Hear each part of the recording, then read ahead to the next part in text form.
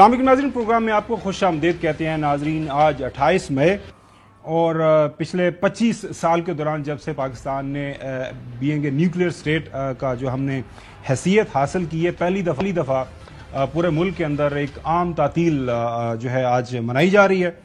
नाजरीन, पाकिस्तान का जो एटॉमिक एनर्जी या atomic age a nuclear power बनने का सारा जो सफ़र है, इसके ऊपर काफ़ी कहानियाँ किताबों के अंदर मौजूद हैं। 1947 के बाद जब पाकिस्तान बना तो इनिशियली जो इंडियन कांग्रेस का, नेहरू का या उस वक्त के जो इंडियन कांग्रेस के लीडरान थे, उनका ये ख्याल था कि पाकिस्तान अगले 6-8 महीने साल के अंदर जो है ख़त्म हो जाएगा, टूट जाएगा खुदा न खास्ता, क्योंकि पाकिस्तान कायम नहीं रह सकता। उसके बाद हालात वाक़यात ने जो भी करवट ली वो आपके सामने है।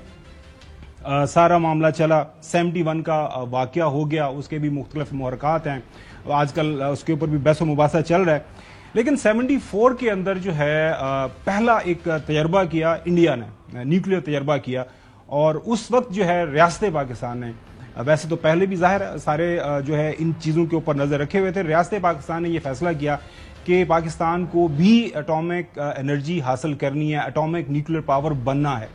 फैसला हो गया, रियासत ने फैसला कर लिया। जुल्फ़िकार अली भुट्टो साहब उस वक्त प्राइम मिनिस्टर थे, ऑनवर्ड ये सारा मामला चला। 79 के अंदर आपको पता है जुल्फ़िकार अली भुट्टो और वर्सेस जो है जनरल ज़िया फेज़ आया।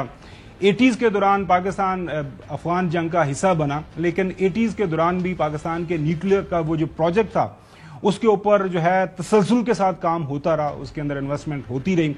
और कहने वाले ये कहते हैं कि सबसे ज़्यादा जिस दौर में ज़्यादा काम हुआ पाकिस्तान की ये न्यूक्लियर टेक्नोलॉजी के ऊपर, तो वो चूंकि 80s का दौर था, उस वक्त अमेरिकन को पाकिस्तान की ज़रूरत थी, तो पाकिस्तान की काफ़ी ज़्यादा पैसे की मदद की जा रही थी और हमारे ऊपर उस तरह की सैंक्शंस नहीं लगी थी। 98 में नाजरीन जो है इंडिया दोबारा जो है वो स्माइलिंग बुद्धा के नाम से आपको पता है धमाके कर देता है। जवाब में पाकिस्तान ने उससे पहले ये जो है अपनी अहलियत हासिल कर ली हुई थी। कोई चारा नहीं था पाकिस्तान के पास भी कि पाकिस्तान एक म्यूचुअल एश्योर्ड डिस्ट्रक्शन जिसका कहा जाता है कि बता दिया इंडिया को कि जनाब अल्लाह आपके पास अगर ये अहलियत है तो ये अहलियत पाकिस्तान के पास भी मौजूद है।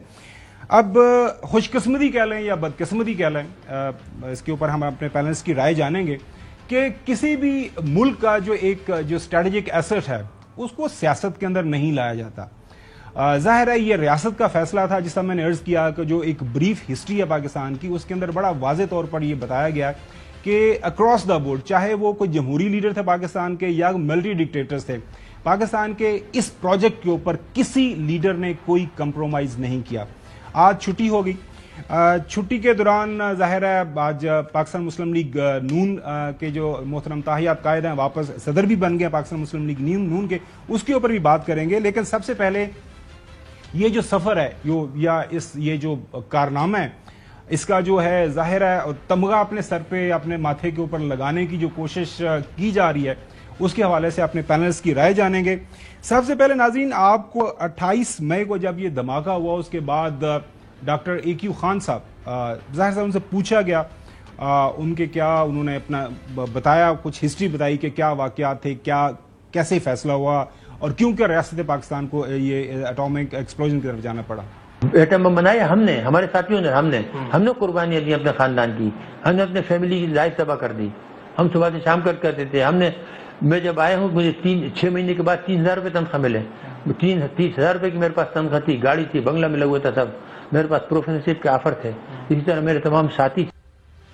एक डेडिकेटेड ग्रुप ऑफ साइंटिस्ट, ये तो कुछ ये तो वो लोग हैं जिनके नाम सामने आ गए। बहुत सारे अनसंग हीरोज भी हैं नाजरीन, जिन्होंने पर्दे के पीछे रह के अपनी जिंदगियां लगाई और पाकिस्तान को इस हैसियत पर पहुंचाया कि आज पाकिस्तान दुनिया की 7वीं न्यूक्लियर पावर है। और अल्हम्दुलिल्लाह पाकिस्तान की जो सिक्योरिटी के मसाइल हैं वो बिल्कुल हमने दुनिया को बताया हुआ है और दुनिया के सामने है कि हमें किसी तरह का भी कोई खतरा नहीं है। अब ज़ाहिर है जब ये इसके ऊपर सियासत की जाती है तो AQ खान साहब से एक मौके के ऊपर पूछा गया, जनाब आला मोहतरम उस वक्त के प्राइम मिनिस्टर साहब ये सारे का जो है क्रेडिट लेते हैं, तो इसके ऊपर आपका क्या रिएक्शन है? तो AQ खान साहब का एक मशहूर ज़माना इंटरव्यू तलत हुसैन साहब हमारे सीनियर कोलीग है उनके साथ मौजूद है नाजरीन, वो आप देख भी सकते हैं, हिस्ट्री के अंदर, यूट्यूब के अंदर, सब जगह के ऊपर मौजूद है। نواز شریف صاحب بارہا کہتے ہیں کہ اگر میں نے فیصلہ نہ کیا ہوتا، امریکی دباؤ نہ برداشت کیا ہوتا تو پاکستان کوورٹ سے اوورٹ نیوکلیر پاور نہ بنتا. آپ کی اسسمنٹ چاہیے. جی اب یہ تو سب تاریخ کو پتا ہے. آپ اعظم ظفر صاحب سے پوچھ لیجیے کیا کوئی این جی او کس نے بنایا. نواز شریف صاحب تو پٹاخہ بھی نہیں پھوڑ سکتے تھے ورنہ پھوڑنے کے قابل ہیں. نواز شریف صاحب تو پٹاخہ بھی نہیں پھوڑ سکتے تھے ورنہ پھوڑنے کے قابل ہیں.